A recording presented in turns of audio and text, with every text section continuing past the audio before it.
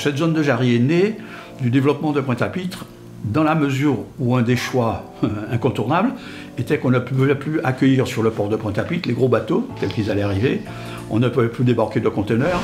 La darse, petit bassin en forme de fer à cheval, est depuis le XVIIIe siècle le cœur maritime de la cité. Des navires de tout rang, goélettes, trois-mâts, gabarres, viennent y accoster pour débarquer des marchandises, des passagers ou le courrier postal des dépendances. Le trafic est dense et coloré, et tout est entreposé en vrac.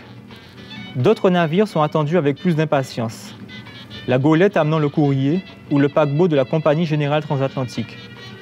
Au-delà du gigantisme du navire, les badauds viennent découvrir les nouveaux arrivants. Et donc le choix s'est à peine posé. On pouvait garder du petit portuaire, j'allais dire, sur Pointe-à-Pitre, mais tout ce qui était le gros trafic était obligatoirement dévié à un endroit où on pouvait en avoir des espaces de stockage, de transformation, etc. Et la zone de Jarry, j'allais dire peut-être chance divine, entre guillemets, qui était juste mitoyenne de Pointe-à-Pitre, qui était sous le vent de Pointe-à-Pitre, c'est-à-dire que toutes les pollutions industrielles et même sonores, etc., que la zone industrielle a dégagées, ne retournaient pas vers Pointe-à-Pitre. En plus, la zone était relativement libre et proposée à cet instant-là par le propriétaire à un prix extrêmement abordable, d'1,50 franc. Donc ça veut dire que le prix d'achat, à l'époque pour nous, était de 0,25 € le mètre carré, ce qui est extrêmement intéressant. Bon.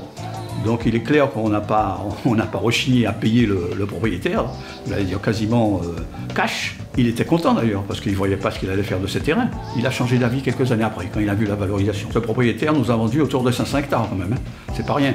Et je disais qu'après, quand nous avons commencé à produire, malgré des prix très bas, qui étaient de l'ordre de mémoire l'équivalent de 18 € à peu près, on ne trouvait pas d'acheteurs, on avait du mal à vendre. Ce qui fait qu'on a accepté de vendre quasiment au prix de revient à beaucoup de gens qui avaient de l'argent. Après, ce sont les spéculateurs fonciers qui sont arrivés et qui ont vu aussi qu'un terrain qui commençait à être attractif, ça allait se revendre d'ici quelques années à un prix complètement dingue.